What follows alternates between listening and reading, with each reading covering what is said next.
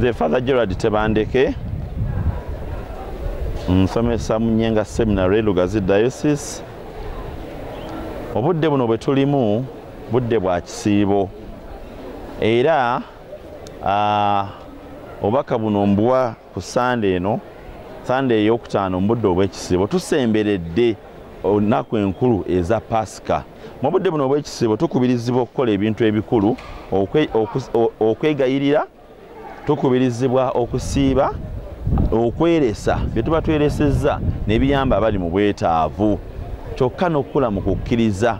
Ebintu biri ebisatu ng'obituukiriza ne weegayirira nnyo n'okusiiba n'osiiba, bw'osiiba biweeresezza ne biyamba abali mu bwetaavu, omaliriza okuze mu kukkiriza. Bantu ba Katonda abaliyo, njagala okubakoola. Abantu bangi ennaku zino twagala nnyo ebintu okusinga okwagala abantu. Tukubirizibwa okwagala abantu ate n'okukozesa ebintu. Abantu ennaku zino baagala bintu ate ne bakozesa abantu. Mu budde buno bw'ekisibo obubaka bwange gye tuli ffenna, bannange twagale nnyo Katonda waffe, tumwagaze abalala. Tukole bye tulina okukola, bye twagala batukolere, naffe bye twatukolera bannaffe. Bye twagala batukolere, naffe tetubikolera bannaffe kakuba okubibakola. Ebyo byonna ebikyama. Ate twegayirire nnyo bannange. Ennaku zino abantu baddemu n'ebigambo ebyokwegayirira tukyabimanyi. Ebigambo ebyokwegayirira n'ebyokwagaliza tetukyabimanyi. Naye buno obudde tukubizibwa okwegayirira ennyo, okutambulira ku biragiro bya Katonda ebigenda otuyamba okunyweza enkolagana yaffe ne Katonda ne bantu bannaffe. Olwo nga tubituukiriza tujja kunyweza endagaano empya gye tutambuliramu. Kristo yatuyiramu omusaayi ate endagaano ey'olubeerera.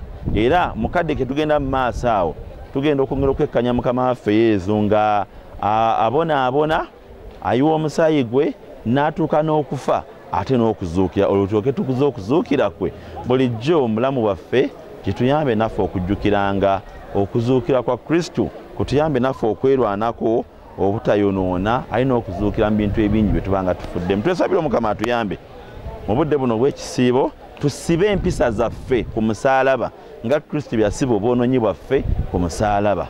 Era ebyo byonna ebitulemeddemu tugamba nno nti mu nnaku z'akalema ebyo ebitulemeddemu tubyeggyemu tubisibe ku musaalaba. Nga tubisibye ku musaalaba, ebikoligo byonna ebitusibye mu mbeera embi, ebitulemeza mu mbeera embi, mu budde buno tusiiba nnyo. Naye ekigambo ekiyinza okusemberera ekigambo okusiiba mu Luganda kusiba, tusibe ebikoligo byaffe, obubbi, obutaagalana, obutaagaliza, ebikyamu bye tukola bannaffe, ebyo byonna bikoligo bitusiba. Obusungu, omululu, okwekuza, obukaba, empisa embi ezo naddala. Ebyo bituleetera ebikoligo mu bulamu bwaffe ne bitujja ne ku bannaffe. Tubisibe ebikoligo ebitulemeddemu, tubisibe ku musaalaba. Olwo tusooke tukolagane bulungi ne Katonda waffe ne bantu bannaffe. Mwebale nnyo, mwebalire ddala. Sigadde nze Father Omulangira Gerald Tebandeke. Amukoka nsaba Yesu tugulirawo maaniramu y'omutuukirivu. Ayi Mukama Katonda kitaffe, gwe eyatonda ensi n'eggulu, eyatuwanga ffenna mu buwangwa bwaffe era mu buwangiro bwaffe, tukwekwasa olunaku luno otuwa omukisa. Tuggulira amakubo abagenda okukola, Omukama batuuse ku bantu abalungi. Tukuze ebigere byaffe, ebigere bya buli omu gy'analaga ebigere bimutuuse ku bantu abalungi, era n'otusinkanye abantu abalungi n'ebigambo ebirungi era eby'omukisa. Tusaba omukisa gwo mu maka gaffe, tusaba omukisa gwo ku mirimu gyaffe, tusaba omukisa gwo yonna gye tubeera. Ayi Mukama, tusaba obwa Katonda bwe butwebungule bulijjo, bututuuse ku ebyo byagala tukole nga tuli ku nsi, tusobole okwesima naawe emirembe gyonna mu ggulu. Ebyo byonna byenjogeddeko ne bisoogedde tubikusaba nga tuba mu Kristo Mukama waffe. Mwennyera Patri ne Amaani era mu omutuukirivu.